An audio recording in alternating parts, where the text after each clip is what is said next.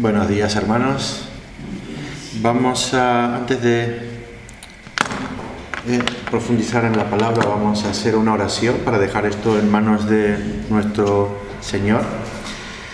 Bendito Padre, queremos adorarte y glorificarte porque eres nuestro único Dios verdadero a quien adoramos por su santidad, por su amor, por su justicia y por todas esas excelencias que nos muestras en tu palabra, que te hacen un Dios hermoso, un Dios bello, Señor, y a quien deseamos que siga en nuestra vida por la eternidad para adorarte, Señor.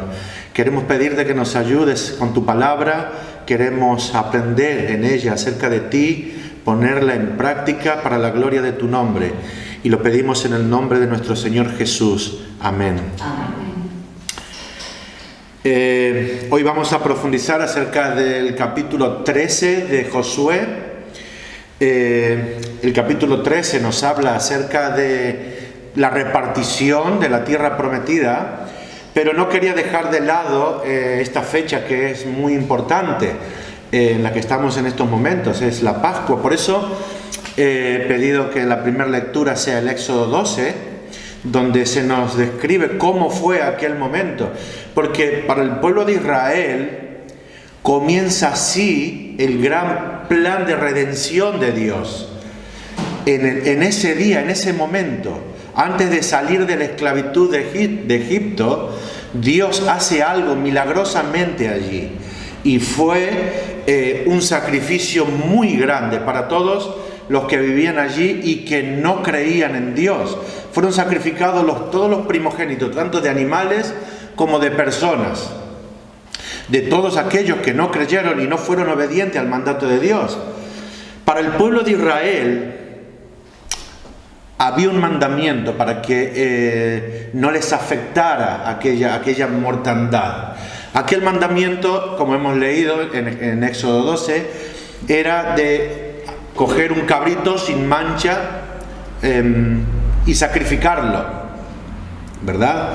Y pintar con la sangre de aquel sacrificio las columnas y el dintel de la casa, para que el ángel de Jehová, para que Dios, cuando pasase por allí, pasase de ellos y no matase al primogénito. Sin embargo, al pueblo de Egipto no le ocurrió esto, porque ellos no hicieron ni el sacrificio ni nada. Entonces sí que allí hubo gran mortandad. Y esto es una sombra de lo que hoy nosotros conocemos como nuestra Pascua. Esto es una sombra de la muerte de Cristo como un sacrificio por nosotros. Lo que ocurrió en aquel momento apuntaba a nuestro Señor Jesucristo. Ese fue el comienzo de la salida del pueblo de Israel de la esclavitud. Para nosotros la salida de la esclavitud fue con la muerte de nuestro Señor Jesucristo, nuestro Cordero. Y ahora entendemos nosotros ese paso milagroso de la salida de la esclavitud, del pecado, a la libertad. De la misma manera que sucedió con el pueblo de Israel. Salieron milagrosamente. Eso fue un milagro lo que ocurrió. Dios mismo actuó en ese momento, matando a todo primogénito. Libertad para algunos, pero juicio para otros. Si bien el pueblo de Israel recibió libertad, hubo juicio para el pueblo de Egipto. ¿Sí? Murieron todos los primogénitos, tanto de animales como de personas, incluido el hijo de Faraón. Y eso fue lo que ayudó o Dios utilizó para que Faraón dejase salir al pueblo de Israel. Recordamos también que en este momento hay mucha gente que está recibiendo el juicio de Dios. Y no estoy hablando solo de la pandemia. La muerte ya es el juicio de Dios. Y el hecho de que una persona muera, pasa sin Cristo, pasa a una eternidad sin Dios. Pasa a una eternidad bajo el juicio de Dios, bajo la ira de Dios, por no haber creído en aquel que fue sacrificado por los pecadores, por los que creen en Él. Aunque vemos juicio en el mundo, también vemos misericordia de Dios, porque Dios podría haber dicho, voy a exterminar a todo el mundo por los pecados y por la enemistad y por el continuo rechazo de la gente. Sin embargo, Dios es misericordioso y sigue dando oportunidad a toda la gente que decide voluntariamente rechazarle. Libertad, pero con sacrificio. Eso es lo que hubo en la Pascua, una expiación vicaria, un sacrificio en sustitución. Eso fue lo que ocurrió con el Cordero. La ira la tendrían que haber recibido todos, pero para los creyentes fue aquel Cordero el que recibió la ira, y no todo el pueblo. Todos aquellos que creyeron en Dios y sacrificaron el Cordero se salvaron por ese sacrificio sustituto, de la misma manera que nosotros nos salvamos hoy en día por ese sacrificio que hizo Cristo. Él es nuestra expiación vicaria o nuestro sustituto, el que se sacrificó por nosotros. Como he dicho, esto es una sombra del gran panorama de redención o de rescate que Dios tenía preparado para nosotros. Toda esta salida del pueblo de Israel de la esclavitud solo era una sombra de lo que luego iba a acontecer con nuestro Señor Jesucristo en la cruz, y que lo hizo por nosotros hoy, y que también lo hizo por aquellos que murieron antes de Él, creyendo en Dios y siendo obedientes. Esto es el principio del plan de redención que vamos a ver hoy, que no culmina con la repartición de la tierra prometida. Ese era el plan que tenía Dios en ese momento para el pueblo de Israel. Pero para nosotros hay algo aún más grande, que lo vio, que Abraham ya lo vio. Si nosotros pensamos en el pueblo de Israel recibiendo la tierra como heredad, como el fin del plan de Dios, nos estamos quedando muy cortos, porque Dios, aunque ese era el plan y ese fue el pacto que Dios hizo con Abraham, pero eso también era una sombra de lo que nosotros hoy recibimos a través de Cristo, y es la herencia de lo que el Padre nos da, una vida eterna a su lado, recibiendo todo el gozo y la felicidad que Él tiene para nosotros, y por supuesto adorándole.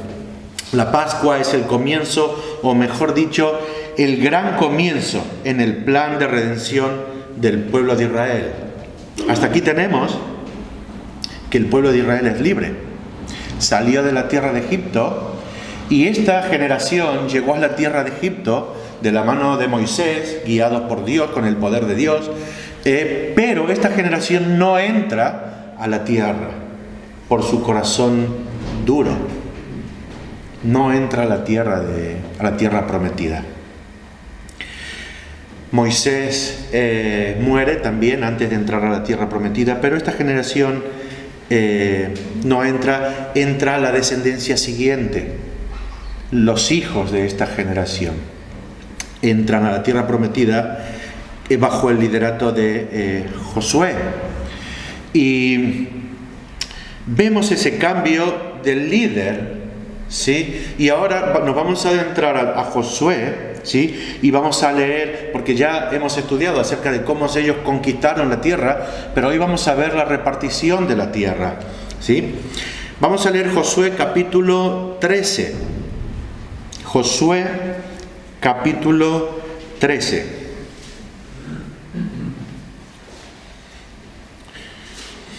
Después de que la generación que salió de Egipto estuvo 40 años vagando por el desierto a causa de su desconfianza, tenemos aquí al pueblo de Israel, la siguiente generación, recibiendo por heredad lo que Dios había prometido a Abraham, a Isaac y a Jacob. Y dice así, Josué capítulo 13. Siendo Josué ya viejo, entrado en años, Jehová le dijo: tú eres ya viejo, de edad avanzada, y queda aún mucha tierra por poseer. Esta es la tierra que queda, todos los territorios de los filisteos y todos los de los gesureos, desde Sior, que está al oriente de Egipto, hasta el límite de Crom, al norte, que se considera de los cananeos, de los 5 príncipes de los filisteos: el Gaceo, el Asdodeo, el Ascaloneo, el Geteo, el Ecroneo, también los Abeos, al sur toda la tierra de los cananeos, el Meara, que es de los sidonios, hasta Afec, hasta los límites del amorreo, la tierra de los giblitas y todo el Líbano hacia donde sale el sol, desde Balgad al pie del monte Hermón hasta la entrada de Amat, todos los que habitan en la montaña desde el Líbano hasta Mesrefot-Maim, todos los sidonios. Yo los exterminaré delante de los hijos de Israel. Solamente repartirás tú por suerte el país a los israelitas, por heredad. Todo, como te he mandado, reparte pues ahora esta tierra en heredad a las 9 tribus y a la media tribu de Manasés, porque los rubenitas y los gaditas y la otra mitad de Manasés recibieron ya su heredad, la cual les dio Moisés al otro lado del Jordán, al oriente, según se la dio Moisés, siervo de Jehová, desde Aroer, que está a la orilla del arroyo de Arnón, y la ciudad que está en medio del valle, y toda la llanura de Medeba, hasta Dibón, todas las ciudades de Sehón, rey de los amorreos, el cual reinó en Hesbón, hasta los límites de los hijos de Amón, y Galaad, y los territorios de los Gesureos y de los Maaqueos, y todo el monte Hermón, y toda la tierra de Basán hasta Salca, todo el reino de Og en Basán, el cual reinó en Astarot y en Edrei, la cual había quedado del resto de los refaítas, pues Moisés los derrotó y los echó. Mas a los Gesureos y a los Macateos no los echaron los hijos de Israel, sino que Jesur y Maaca habitaron entre los israelitas hasta hoy. Pero a la tribu de Leví no dio heredad. Los sacrificios de Jehová, Dios de Israel, son su heredad, como él les había dicho. Dio pues Moisés a la tribu de los hijos de Rubén conforme a sus familias, y fue el territorio de ellos desde Aroer, que está a la orilla del arroyo de Arnón, y la ciudad que está en medio del valle, y toda la llanura hasta Medeba, Hesbón, con todas sus ciudades que están en la llanura, Dibón, Bamot Baal, Bet Baal Meón, Jaasa, Kademot, Mefat, Kiriataim, Sibma, Zaret, Sahar, en el monte del valle, Bet Peor, las laderas de Pisga, Bet Gesimot, todas las ciudades de la llanura, y todo el reino de Sehón, rey de los amorreos, que reinó en Hesbón, al cual derrotó Moisés, y a los príncipes de Madián, Evi, Requén, Sur, Ur y Reba, príncipes de Sehón, que habitaban en aquella tierra. También mataron a espada a los hijos de Israel a Balaam, el adivino, hijo de Beor, entre los demás que mataron. Y el Jordán fue el límite del territorio de los hijos de Rubén. Esta fue la heredad de los hijos de Rubén, conforme a sus familias, estas ciudades con sus aldeas. Dio asimismo Moisés a la tribu de Gad, a los hijos de Gad, conforme a sus familias. El territorio de ellos fue Jazer y todas las ciudades de Galaad, y la mitad de la tierra de los hijos de Amón, hasta Aroer, que está enfrente de Rabá, y desde Hesbón hasta Ramaat Mizpa, y Betonim, y desde Mahanaim hasta el límite de Debir, y en el valle Betaram, Betnimra, Sucot y Safón, resto del reino de Sehón, rey de Hesbón, el Jordán y su límite hasta el extremo del mar de Cineret, al otro lado del Jordán, al oriente. Esta es la heredad de los hijos de Gad por sus familias. Estas ciudades son con sus aldeas. También dio Moisés heredad a la media tribu de Manasés, fue para la media tribu de los hijos de Manasés conforme a sus familias. El territorio de ellos fue desde Mahanaim, todo Basán, todo el reino de Og, rey de Basán, y todas las aldeas de Jair, que están en Basán, 60 poblaciones, y la mitad de Galaad, y Astarot y Edrei, ciudades del reino de Og en Basán, para los hijos de Maquir, hijo de Manasés, para la mitad de los hijos de Maquir, conforme a sus familias. Esto es lo que Moisés repartió en heredad en los llanos de Moab, al otro lado del Jordán de Jericó, al oriente. Mas a la tribu de Leví no dio Moisés heredad. Jehová Dios de Israel es la heredad de ellos, como él les había dicho. Esto, pues, es lo que los hijos de Israel tomaron por heredad en la tierra de Canaán, lo cual le repartieron el sacerdote Eleazar, Josué, hijo de Nun, y los cabezas de los padres de las tribus de los hijos de Israel. Por suerte se les dio su heredad. Por suerte se les dio su heredad, como Jehová había mandado a Moisés, que se diera a las 9 tribus y a la media tribu, porque a las 2 tribus y a la media tribu les había dado Moisés heredad al otro lado del Jordán. Mas a los levitas no les dio heredad entre ellos, porque los hijos de José fueron 2 tribus, Manasés y Efraín, y no dieron parte a los levitas en la tierra, sino ciudades en que morasen, con los ejidos de ellas para sus ganados y rebaños. De la manera que Jehová lo había mandado a Moisés, así lo hicieron los hijos de Israel en el repartimiento de la tierra. A primera vista es difícil de sacar un estudio de esta porción, se habla mucho de ciudades, y a segunda vista también es difícil. Hay que leerlo varias veces, pero quiero que os centréis no en las reparticiones, digamos, de la tierra, sino en 3 puntos que yo os voy a dar ahora, ¿vale?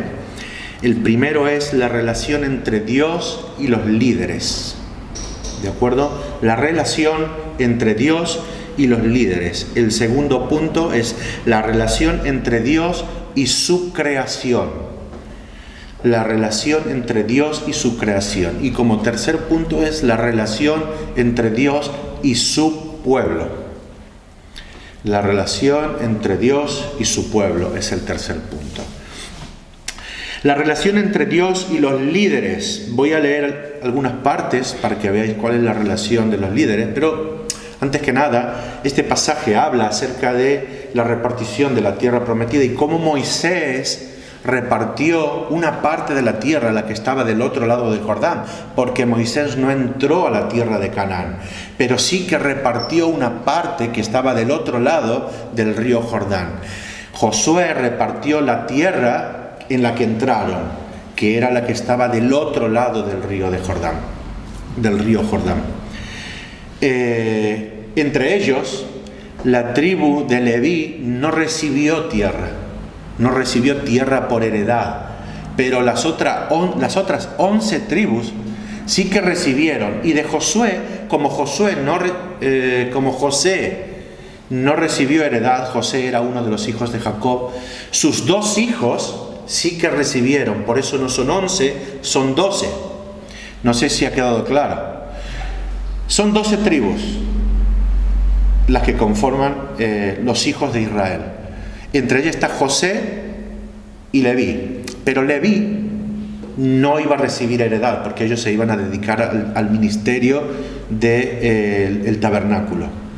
Entonces quedan 10, pero de Josué iban a recibir 2 partes porque se le dio heredad a 2 hijos de él, a Manasés y a Efraín. Entonces por eso sí que son 12 y se cuenta como 12 tribus. Entonces esto nos cuenta esta repartición. Moisés dio una parte de la tierra a un lado, al oriente del Jordán, del río Jordán, y Josué repartió la tierra hacia el otro lado del río Jordán.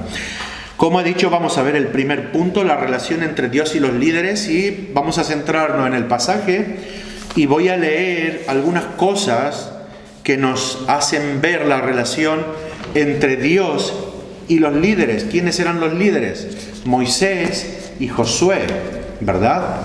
Moisés ya había muerto y Josué aún seguía con vida en este momento, ¿sí? Pero en este pasaje se nos enseña que hubo una relación con ambos. Vamos a ir al comienzo de Josué capítulo 13. Siendo Josué ya viejo, entrado en años, Jehová le dijo: tú eres ya viejo. ¿Veis? Hay una comunicación entre Dios y Josué, de la misma manera que hubo una comunicación entre Dios y Moisés. Solamente tú repartirás. Esto le dice Dios a Josué. Tú repartirás. Le está dando órdenes. Y estas son las dos cosas que quiero que veáis del primer punto, entre la relación entre Dios y los líderes. Dios a ellos les da órdenes, y la respuesta de estos líderes fueron en obediencia, ¿sí? Aquí vemos cómo Dios le está diciendo a Josué: solamente repartirás tú por suerte el país a los israelitas. Luego dice: como te he mandado, en el versículo 7, 6 y 7, como te he mandado, reparte pues ahora. Como te he mandado, reparte pues ahora esta tierra en heredad. Versículo 8, la cual dio a Moisés al otro lado del Jordán al oriente, según la dio Moisés, siervo de Jehová. ¿Veis? Jehová se había dirigido a ellos para que ellos guiaran al pueblo y repartieran la tierra, y ellos fueron obedientes al mandato de Dios. Entonces vemos que por un lado Dios a ellos les da órdenes, y ellos son obedientes a las órdenes de Dios. Son dos características que vemos en los líderes en este momento. Ambos fueron líderes utilizados por Dios para cumplir sus propósitos. En este momento ellos fueron utilizados para cumplir sus propósitos. Moisés sacó al pueblo de la esclavitud en Egipto, y aquí vemos también a Josué repartiendo la tierra por heredad. Dos personas que fueron utilizadas como líder para repartir la tierra prometida y para cumplir los propósitos de Dios. Ambos, tanto Moisés como Josué, fueron un tipo de Cristo, alguien que apuntaba a Cristo. Un tipo es alguien que apunta a otra persona mayor que ellos. Cuando decimos que Josué y Moisés son un tipo de Cristo, nos estamos refiriendo a que ellos apuntaban a Cristo como algo mayor, y como que la obra de Cristo va a ser mucho mayor que la que hicieron ellos. La salida de la esclavitud fue liderada por Moisés, y así también la salida de la esclavitud de nosotros, del pecado, fue por la obra de Cristo. La repartición de la tierra por heredad al pueblo de Israel fue llevada por Josué, y la repartición de la heredad hacia nosotros en Dios es llevada por nuestro Señor Jesucristo. ¿Entendéis? Ellos son un tipo de Cristo. Ellos apuntaban a aquel que iba a hacer una obra más grande, y ese es nuestro Señor Jesucristo. Así como Moisés y Josué, los líderes en las iglesias, los pastores, líderes, ancianos y todos aquellos que ostentan servir a Dios con temor, deben de tener en cuenta la voluntad de Dios, las órdenes de Dios, y ser obedientes a Dios. Los líderes no son indispensables. Dios pone y quita. De la misma manera en la que Moisés no llegó a repartir la tierra prometida, murió antes, pero siguió Josué. Dios pone y quita. Los líderes no son indispensables. Dios obra a través de los líderes para cumplir sus propósitos. Lo que sí, Dios utiliza a esos líderes para cumplir también sus propósitos. Debemos ser vasos en manos de nuestro Señor para que Él obre a través de nosotros. Los líderes, como dije, reciben órdenes de Dios y cumplen las órdenes de Dios. Las órdenes de Dios son su voluntad y están reflejadas en su palabra. Con temor y con temblor es la manera en la que los líderes deben de seguir a nuestro Señor y guiar a las ovejas de su reino, a su iglesia. En el segundo punto vemos la relación entre Dios y su creación. Entre Dios y su creación. Y yo me he basado aquí en Romanos. No hace falta que vayáis conmigo, yo voy a leer un poco de Romanos. Pero ¿por qué puse la relación entre Dios y su creación? Porque en su creación general abarca tanto creyentes como no creyentes. Y aquí estamos viendo que es el pueblo de Dios. En Romanos 9, capítulo 6, se nos dice que no todos los descendientes de Israel son israelitas. No todos los descendientes de Israel son israelitas.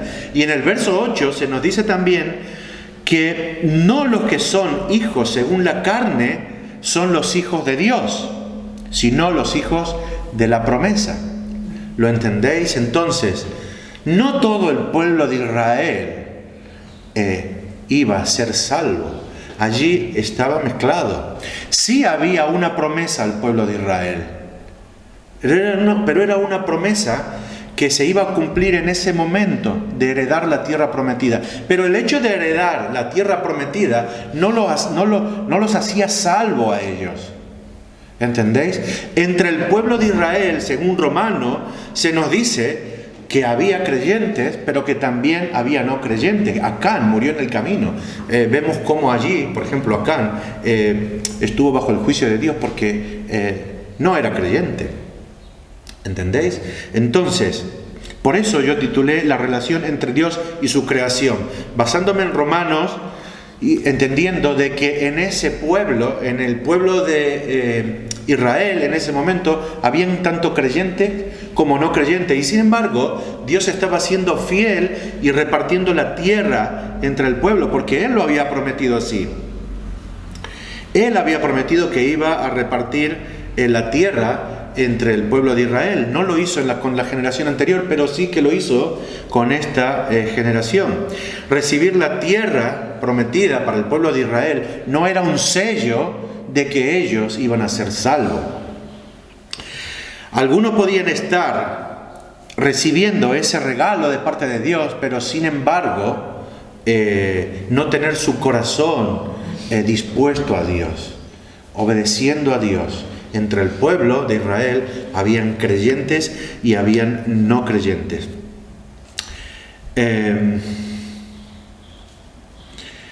Vemos dos cosas en este encabezado, la relación entre Dios y su creación. Vemos dos cosas que quiero que tengas en cuenta. Dios a este pueblo le hace promesa. ¿Sí? Y Dios no se queda sin hacer nada. Dios ejerce actividad allí en este pueblo para que el pueblo reciba su promesa. El versículo 6, si puedes identificarlo allí, en el versículo 6, se nos dice: yo los exterminaré. Esa frase, yo los exterminaré, que dice Dios, en ella podemos ver que Dios le está prometiendo a ellos, que Él va a actuar. Vemos promesa y actividad de Dios en esa frase. Se refiere, le está diciendo en el versículo 6, le está diciendo Dios a Josué: tú reparte esta tierra, ya dala por heredad. Todavía no la habían conquistado. Habían conquistado algunos reinos y quedaba mucho por conquistar, pero Dios le dice a Josué: tú repártela, aunque no la hayan conquistado, queda mucha tierra por conquistar, pero tú repártela, porque yo los exterminaré. Allí hay una promesa de Dios: yo los exterminaré. Y también vemos que va a actuar. De la misma manera que en la Pascua hemos visto cómo Él pasó ejerciendo juicio sobre los no creyentes, aquí va a ejercer también juicio sobre los cananeos, todos los que vivían allí, y Dios iba a actuar cumpliendo la promesa al pueblo de Israel. No es la primera vez que vemos que Dios promete algo en general a toda la población. Aquí le está prometiendo algo a una población en la que se encuentran creyentes y no creyentes. Esto lo hizo Dios antes con Noé, después del diluvio. Y esto todos lo recuerdan. Después del diluvio, Dios le prometió a Noé y así a toda la creación que no iba a destruir la tierra nuevamente con diluvio. Y es una promesa que Dios ha cumplido y que cumplirá a toda la creación, tanto a creyentes como no creyentes. Y aquí tenemos cómo Dios también promete a ese pueblo, un pueblo donde hay personas en general, tanto creyentes como no creyentes, y les promete que les va a repartir a ellos, les va a entregar a ellos la tierra prometida y que Él va a exterminar a sus enemigos. Su promesa y su actividad. En este punto de la historia, la promesa de conquistar la tierra sigue en pie, aunque todavía no se había conquistado. ¿Sí? Y es tan segura que le dice Dios a Josué que la reparta. ¿Pero por qué es segura? Porque Él lo promete y Él es fiel, por eso es segura. Y no solo que Él la promete, sino que Él tiene el poder para cumplir todo lo que Él promete. Y en ese sentido Él es omnipotente. Él puede cumplir todo lo que Él dice y todo lo que Él promete. Dios no deja nada al azar o a la casualidad. Dios obra a través de todo y con todos. La heredad de los israelitas es un ejemplo de las cosas materiales que pueden acumular tantos creyentes como no creyentes. Hoy en día podemos ver, tanto en creyentes como en no creyentes, la acumulación de bienes. Y eso muchas veces hace que nosotros nos aferremos a las cosas que vamos acumulando, sean patrimonio, sean lo que sea.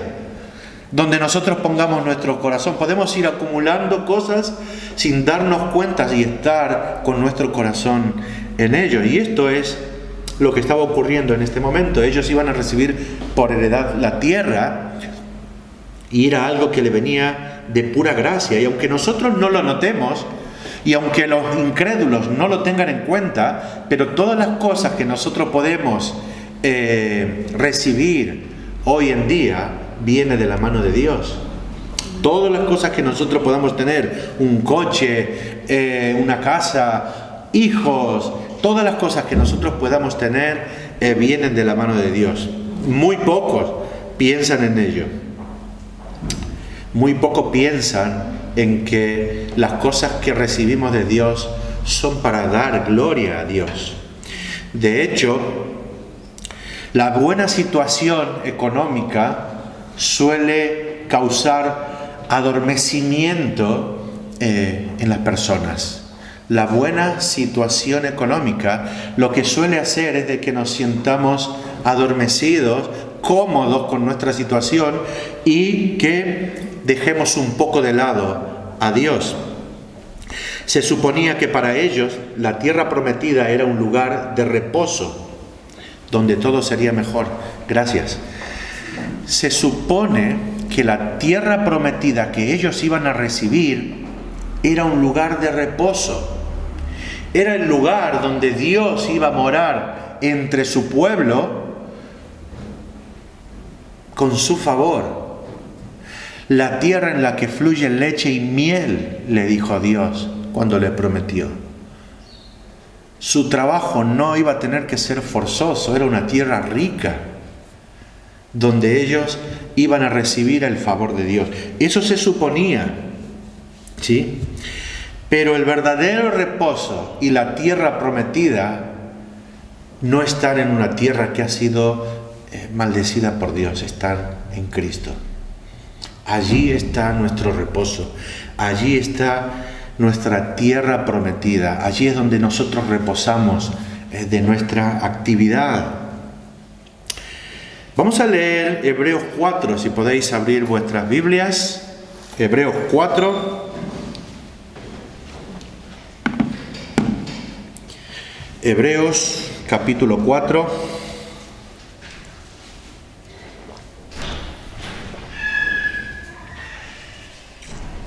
Dice así: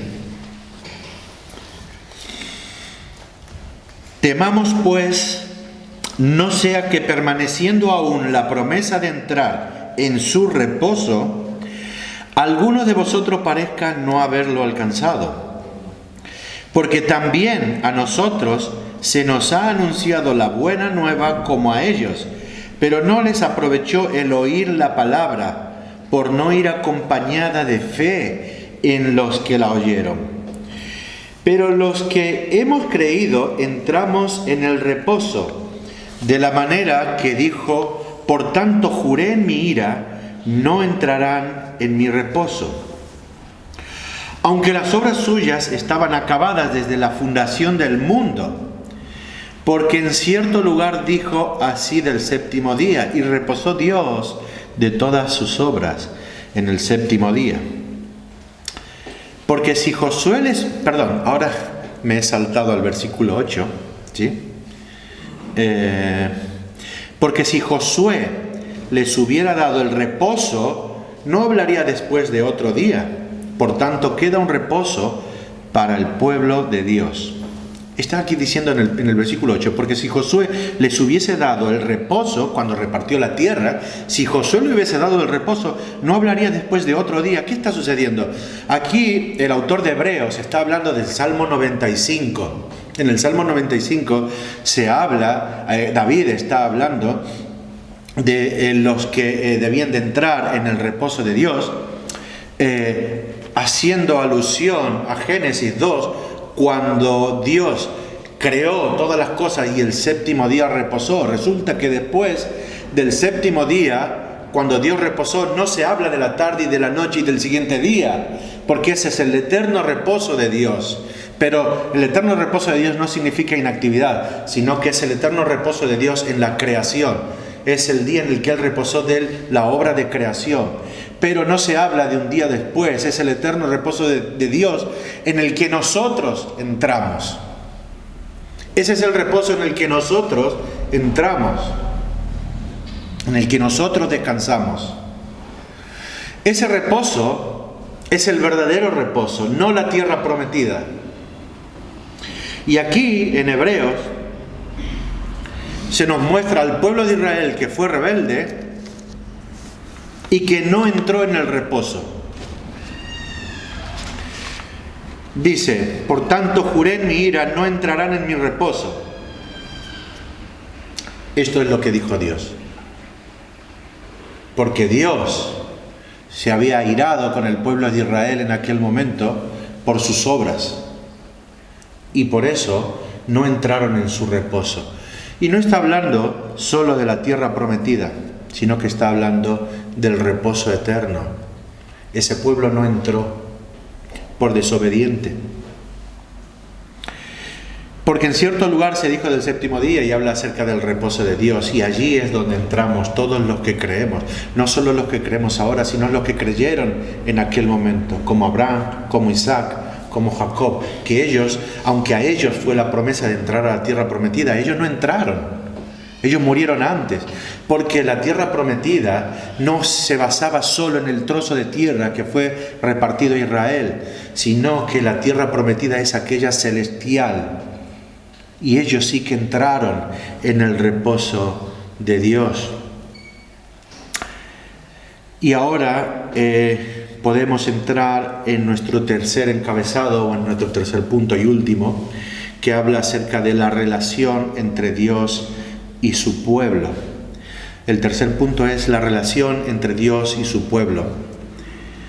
Pero la tribu de Leví no dio heredad. Los sacrificios de Jehová Dios de Israel son su heredad. Y yo aquí estoy haciendo una relación entre la tribu de Leví y los verdaderos creyentes. La tribu de Leví no recibía heredad, porque ellos iban a dedicar toda su vida al ministerio. Ellos fueron llamados a dedicar toda su vida al ministerio de Dios, la tribu de Leví. Y 2 veces se nos dice en este pasaje, pero la tribu de Leví no dio heredad. Los sacrificios de Jehová, Dios de Israel, son su heredad, versículo 14. Y en el versículo 33 dice, mas a la tribu de Leví no dio Moisés heredad. Jehová, Dios de Israel, es la heredad de ellos. Los levitas fueron consagrados por Dios por medio de Moisés para el servicio al tabernáculo y luego al templo de Jerusalén. Eran los únicos designados para ese servicio y donde ejercían ese ministerio. Era la única tribu y ellos no recibieron heredad. ¿Por qué relaciono esto con el pueblo creyente, con el verdadero pueblo creyente, y no en general como las 12 tribus que hice antes? Porque en Apocalipsis 1:16 y Apocalipsis 5:10 dice que Dios nos hizo a nosotros reyes y sacerdotes para Él. En Apocalipsis 5:10 dice, y nos has hecho para nuestro Dios reyes y sacerdotes y reinaremos sobre la tierra. Cristo es el que nos hizo reyes y sacerdotes. De la misma manera en la que Dios designó al pueblo de Leví o a la tribu de Leví para ejercer el ministerio en el tabernáculo, Dios a través de Cristo nos hizo para Él reyes y sacerdotes. La relación entre Dios y la tribu de Leví apuntaba a la relación de todos los creyentes con Dios. No necesitamos heredad en este mundo. Vivimos en un mundo caído. Vivimos en una tierra que ha sido maldecida por Dios. No necesitamos heredad. No necesitamos cosas a que aferrarnos a este mundo. No tenemos que permitir que las cosas de este mundo nos alejen de Dios, nos alejen de Él. Somos hechos reyes y sacerdotes para Dios. Somos hechos reyes y sacerdotes. Debemos ministrar a la iglesia, debemos ministrar con nuestros dones para Dios, para la gloria de Dios. Y ese es el motivo por el cual yo aquí es donde veo la relación entre Dios y su pueblo. Entre Dios y la tribu de Leví apuntaban a la relación entre Dios y su pueblo. Y todo esto fue posible por la verdadera Pascua. Todo esto fue posible por la vida y la muerte de nuestro Señor Jesucristo en la cruz.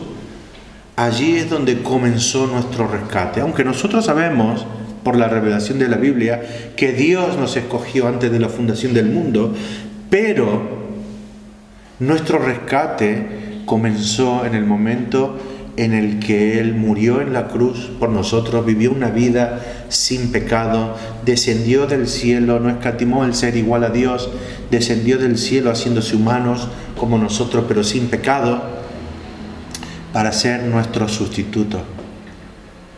De la misma manera que en aquel momento el pueblo de Israel necesitó un sustituto para poder salir de la esclavitud, nosotros necesitábamos un sustituto, pero fue Dios nuestro sustituto, fue Cristo nuestro sustituto. La vida y muerte del Cordero en nuestro lugar, de nuestro Señor Jesucristo, quien resucitó y ahora intercede por nosotros, es lo que nos lleva a poder estar ante Dios de una manera favorable.